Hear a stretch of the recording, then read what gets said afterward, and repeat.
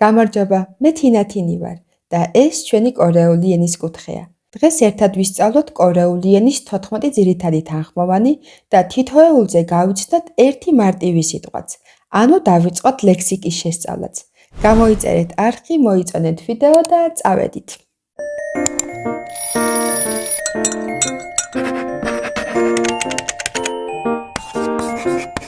თქვენ იცით, რომ ქართულ ანბანში ასოებს სახელები აქვთ. ან, ბან, გან და ასე შემდეგ. ასეა კორეულშიც. ოღონდ მხოლოდ თანხმოვნებს აქვთ სახელები, მაგალითად ქიოკ, ნიენ, თიგეთ და სხვა. მე გასწავლით ამ სახელებსაც, მაგრამ მოდი პირველ რიგში მათ გამოთქმასა და წერის სტილზე გავამახვილოთ. კარგი ყურადღება. პირველი თანხმოვანი არის ქიოკ, გ, გ-ს და ქ-ს შუალედური ბგერა. მაგალითად ქაგუ, ავეჯი. წერთ კალმისაუღებლად მარცხნიდან მარჯვნივ, ზემოდან ქვემოთ.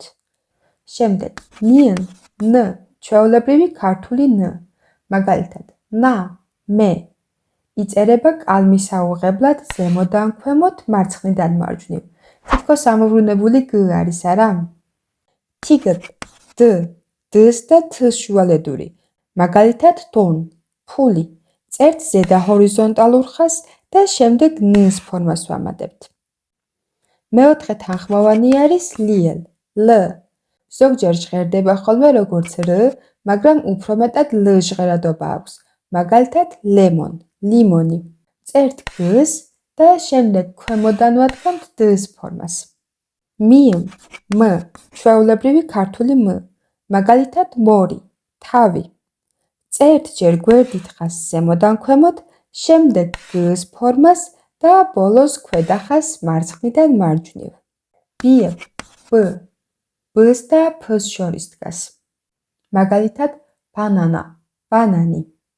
წერთ ჯერ ორ ვერტიკალურ ხაზს და შემდეგ მათ ორი ჰორიზონტალური ხაზით ვაკავშირებთ. შიოთ, ს, ცოტათი შიშინა ს.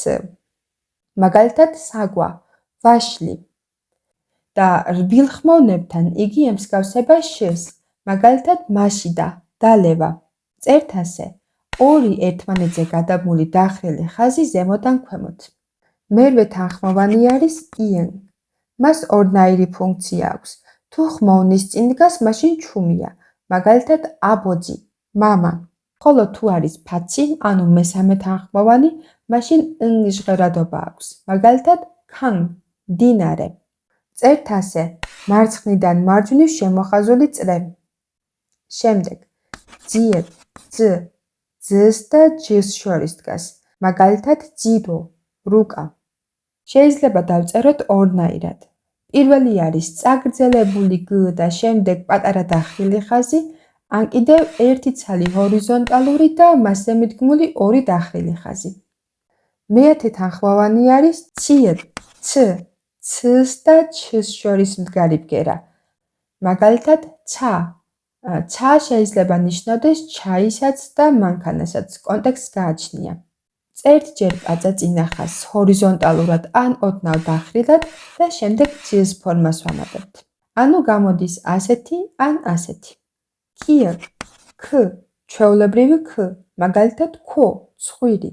წერთ ჯერ გ-ს ფორმას და შუაში პატარა ჰორიზონტალურ ხაზს ვამატებთ. თიეთ, ესეც არის ჩვეულებრივი თ, მაგალითად თოკი, კურდღელი. წერთ ორ ჰორიზონტალურ ხაზს და შემდეგ მას ν-ს ფორმით ვკრავთ. ფიებ, ფ, ჩვეულებრივი ფ, მაგალითად ფოდო, ყურძენი. გვაქვს ჰორიზონტალური ხაზი, ორი ვერტიკალური და შემდეგ ისევ ჰორიზონტალური ხაზი. და ბოლოს ჰიეთ, ჰ.